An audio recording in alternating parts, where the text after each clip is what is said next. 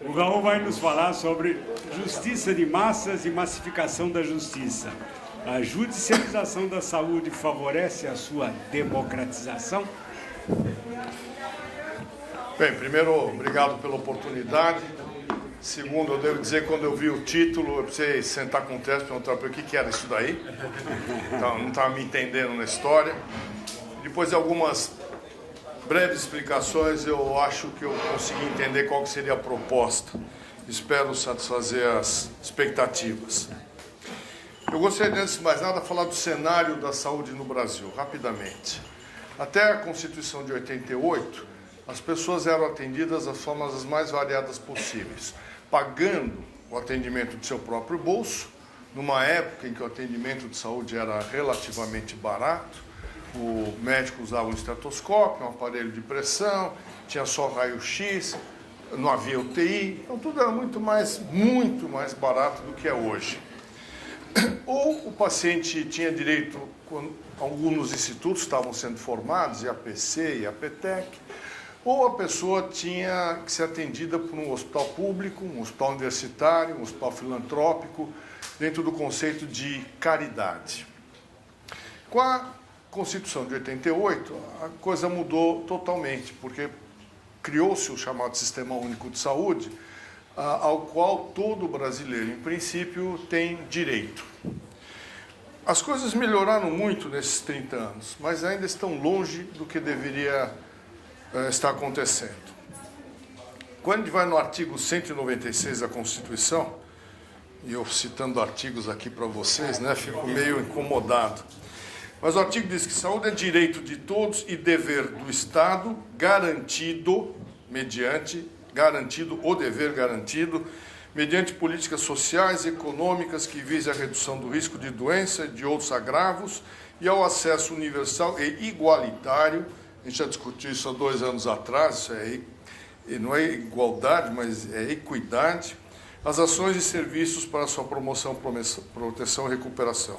Em outras palavras, o Estado se propõe, ele abre, nesse artigo, ao contrário do que eu acho que alguns interpretam, a necessidade, o direito do cidadão de poder ter alguma coisa, o Estado de zelar para que isso aconteça. Em nenhum momento na Constituição está escrito que o atendimento tem que ser gratuito para todo mundo. E por isso nós vivemos uma situação de saco sem fundo. Dentro dos princípios do SUS, o regem são a universalidade, quer dizer, todo mundo, integralidade, todo mundo ganha tudo, e igualdade ou equidade dentro das suas necessidades. 75% da população brasileira usa o SUS, e os outros 25% usam para algumas coisas. Por exemplo, programas de transplantes. É o SUS que paga praticamente todos os transplantes no país. Então, dentro desse cenário, o que acontece? O SUS não consegue cumprir o seu ideário. Não consegue, existe uma série de dificuldades. Primeiro, o financiamento, que é insuficiente para custeio e praticamente inexistente para investimentos. Só 5% do que é o orçamento da saúde é que se reserva para investimentos, ou seja, nada. O modelo de gestão na saúde, ele é pautado pela ineficiência. Não existe priorização de nada, não existe. Se o SUS fosse uma empresa, ela estava quebrada, né? Não entrava nem programa de recuperação judicial, não teria saída. Tem um estudo do Banco Mundial, publicado recentemente, onde eles falam em 15% de desperdícios e desvios. Eu acho que eles estão errados, deve ser muito mais do que isso. Lembrar que a saúde, o orçamento federal são 170 bi e de uma forma pulverizada. E é impossível de se controlar o que acontece em cada uma dessas situações, em cada uma das partes descentralizadas. Quanto que se gasta direito, quanto que se faz de acordos inadequados, é impossível cuidar disso tudo. Principalmente quando não existe uma posição muito firme de quem está no comando. As estruturas de atendimento sofrem Sofrem porque elas não conseguem incorporar tecnologias, nem as mais antigas, quanto mais as mais recentes. O sistema de saúde não é informatizado, porque parece ter uma montanha de hospitais, são hospitais menores e não são informatizados. Então, se perguntar assim, bom, quanto custa para o SUS fazer uma cirurgia de vesícula? Não tem resposta. Eles sabem quanto que eles pagam por uma cirurgia de vesícula, mas não sabem quanto custa fazer. E o custo de uma cirurgia de vesícula em Roraima é diferente do custo de uma cirurgia em São Paulo ou no Rio. Então, é um sistema que ainda está totalmente desestruturado, ou bastante desestruturado do ponto de vista de gestão. Sem dizer que ainda hoje, que eu acho que é o tema da próxima década, nem se fala em gestão do conhecimento. Porque cada vez mais, com essa quantidade absurda de possibilidade de exames e os custos muito altos, você começa a ter que racionalizar os gastos. Não dá para fazer tudo para todos. Isso não existe. Então, isso requer a padronização de condutas, a sua implantação, seu controle, sua avaliação, tudo que não se faz hoje em dia. Né? E quando tem um estudo recente também, publicado há uns 2 meses atrás, acho que foi do IBOP, mostrando que 90% da população está insatisfeita com o que acontece na saúde. Agora, é interessante, essa insatisfação não é porque são mal atendidos, ou fizeram alguma coisa errada, é basicamente ligada ao acesso. As pessoas não conseguem ser atendidas, ou demoram para ser atendidas, não conseguem marcar exame, não conseguem os retornos, cada dia é um médico diferente que a atende. Então, a sensação de que o sistema é ruim é pelo acesso atrapalhado. Então, a palavra qualidade de atendimento até agora não entrou na pauta.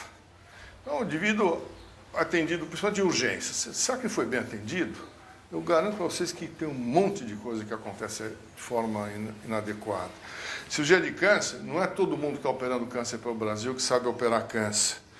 E assim vai. Claro que tem coisas que funcionam bem. Imunizações, por exemplo, funcionavam bem até 2 anos atrás.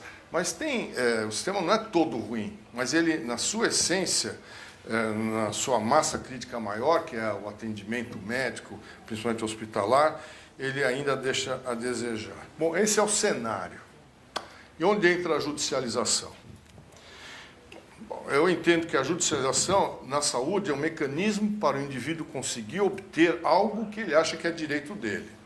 Ora, pelo ideário do SUS, tudo é direito dele. Então, se ele não tiver alguma coisa, em princípio ele poderia entrar na justiça por não estar recebendo essa alguma coisa. Agora, vezes 208 milhões de brasileiros, né? Vezes milhares e milhares de diferentes procedimentos. Então, se a gente for pensar com rigor, qualquer coisa poderia ser judicializada. Felizmente, essa percepção não existe.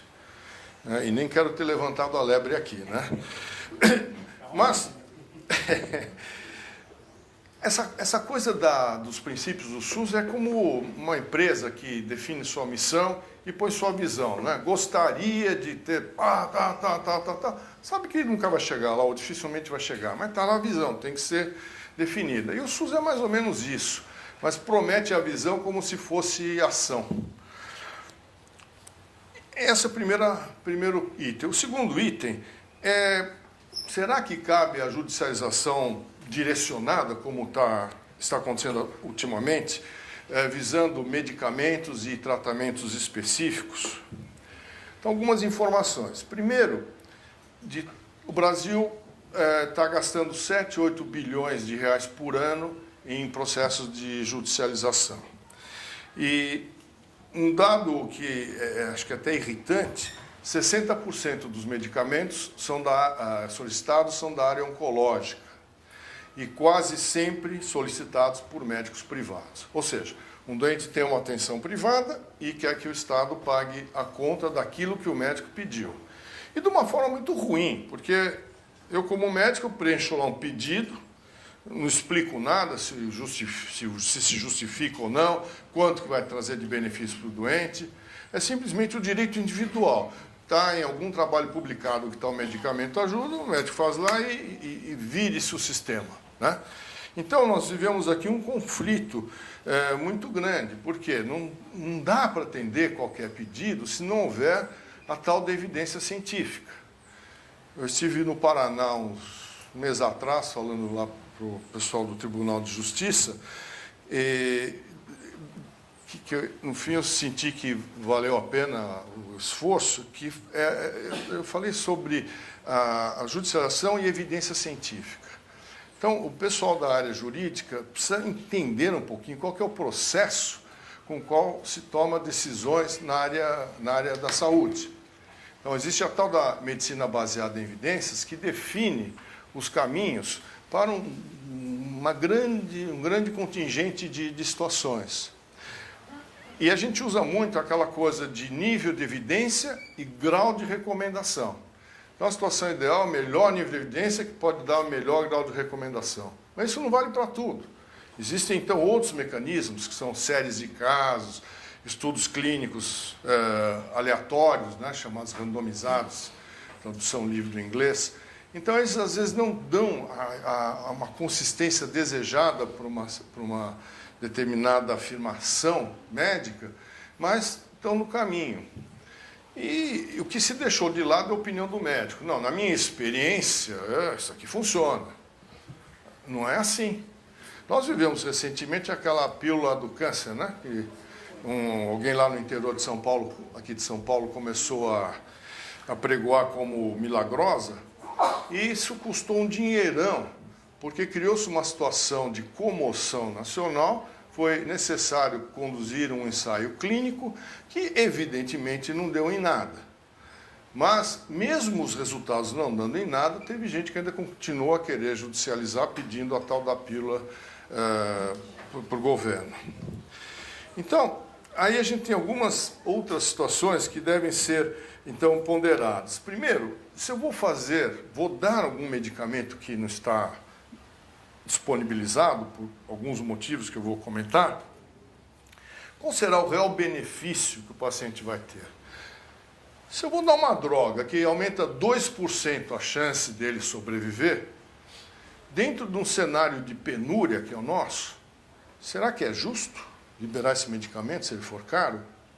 Ou se deve pensar no coletivo e pensar que a hora que eu ponho esse dinheiro para esses 2%, eu estou tirando, por exemplo, da atenção básica de saúde. E a decisão em saúde, o indivíduo versus o coletivo, é muito difícil. Eu lembro de uma história, não sei se eu comentei aqui no primeiro ano, que o Adib Jatene me contou, quando o Allende era presidente do Chile, ele tinha uma ministra de saúde que proibiu a colocação de marca-passo. Por que ele proibiu? Porque marca-passo naquela época era muito caro. E essa ministra achava que todo o dinheiro da saúde tinha que ser desviado, em princípio, para atenções básicas de saúde. Não é um raciocínio errado, mas é um raciocínio truncado. E não deu outra. Depois de algum tempo, essa ministra telefona para o Adib Jatene do Chile e pede para ele colocar um marca-passo numa paciente. Ele fala, mas ministra, não posso, é sua orientação não colocar marca-passo. Ela responde, pero doutor, es mi madre. Então, é o conflito do indivíduo versus o coletivo. E que, olha, Zé Antônio, vocês vão ter muita dificuldade para definir, porque a gente vai ter que avaliar caso a caso. Então, aí o juiz fica numa situação atrapalhada, porque com os vários juízes que eu conheci na vida, todo mundo tem receio de negar alguma coisa, achando que poderia estar prejudicando alguém. É uma sensação normal, íntima, né? Agora, é o juiz que tem que decidir. Então, o que tem que se fazer é decidir com apoio técnico. Não tem outro caminho. O apoio técnico. Então, em vários estados foram criados chamados núcleos de apoio técnico, que são câmaras técnicas com especialistas que avaliam e orientam ou dão sua opinião sobre aquilo que está sendo solicitado, dizendo sim ou não. E existe também uma sequência de situações que tem que ser seguida, né? Existem aqueles remédios ou tratamentos que estão na lista do SUS, só que o indivíduo não está tendo acesso. Ora, se o SUS liberou, nada mais legítimo que o indivíduo tenha acesso, dentro dos princípios da universalidade, integralidade e equidade. Bom, então esse é um problema, mas não é o grande problema. O grande problema é com outras coisas. Existem alguns que são comprovadamente eficazes, mas a Anvisa não liberou. Então, se a Anvisa não liberou, não pode pôr aqui no país. Você vai mais, o FDA nos Estados Unidos, que é o grande centro, liberou. Pode até considerar, mas não pode ultrapassar aquilo que está determinado, que não se põe no mercado nada que não tenha o aval da Anvisa. Muitos querem judicializar drogas em fase experimental, fase 1, 2, investigação. E isso é absolutamente insensato, porque você nem sabe se vai funcionar ou não, e às vezes custa um dinheirão. Então, a gente tem que pensar também em dois grupos, né? Aqueles que querem algum medicamento que é diferença da vida ou morte, por exemplo, algumas doenças raras, tem tratamento de $1 milhão para doença rara, mas podendo salvar a pessoa. Deve ser liberado isso? No estado de São Paulo, em 2016, foi 1,2 bilhão de judicialização, e fora os acordos que foram feitos com os pacientes, via Secretaria de Saúde, que não chegou ao ponto de se judicializar. Agora, desses 1,2 bilhão, 80% foram solicitações para anticorpos monoclonais, essa imunoterapia que o pessoal está falando agora, para casos de câncer. Então, 29 medicamentos gastaram 80% do 1,2 bilhão. Será que de forma correta para todo mundo? Qual foi o grau de profundidade para tomar as decisões? Agora, é óbvio que quem assina é o juiz, ele que fala sim ou não. Mas as câmaras técnicas têm que ter um peso enorme. Eu lá atrás, numa audiência pública do STF, foi o Gilmar Mendes que fez isso, conduziu há 10 anos atrás, aliás, eu sugeri que tivesse uma câmara técnica para o país. Mas hoje eu vejo que isso é inexequível. Como a maioria das contas cai para o Estado, e não é um dinheiro novo, é o dinheiro que ele tem que ser remanejado, então que cada Estado tenha a sua câmara técnica e trabalhe com as melhores pessoas, os melhores elementos para ajudá-los a tomar decisões. E em contato constante com os juízes. E os juízes têm que também se aculturar no problema para poder se sentir à vontade para tomar decisões. E então, aí algumas regras de ouro. Primeiro, que tem que se considerar quanto nós temos para gastar. Essa coisa que está acontecendo no Brasil, né, e na saúde igual, você gasta mais do que você tem, o resultado a gente sabe no que dá. Então, o que se gasta tem que ser em função da nossa realidade. E isso tem que estar sempre em mira.